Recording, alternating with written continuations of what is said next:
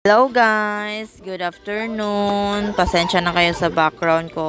May mga bata kasi dito. So yan. Ang first step na itong gagawin is pupunta tayo sa Google. Then search natin ng PayPal. Then mag-login tayo sa PayPal account natin. Yan, nakapag-login na ako sa PayPal account ko. So nakikita nyo naman, meron tayong 2,458.68. So, dapat i-convert natin to peso, Philippine money. So, click the three dot, then click the manage currency. Convert currency. Philippine. Dadani ako ang kwan. Taka. Honda no. Ito ni kuya. Okay. Ito lagi ni May. 45. 51. So yan, 41. 51. Next.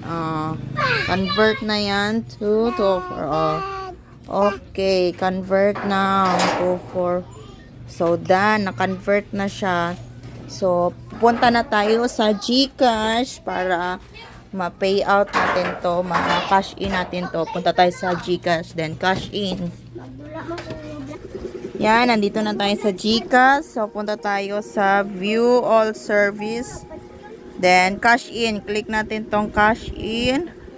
Then, search natin yung PayPal. So, ganyan lang po kadali. So, yan. May nakikita na kayo. May PayPal balance 2458.68. So, i-click lang natin yan. 0.68. So, yan. Yan. I-click lang natin yung next. Then, yan. Proceed. Then, proceed.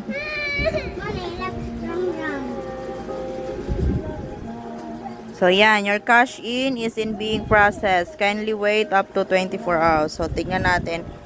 Tingnan natin yung GCash. So, naging 7.5 na. So, sa transaction, tingnan natin transaction.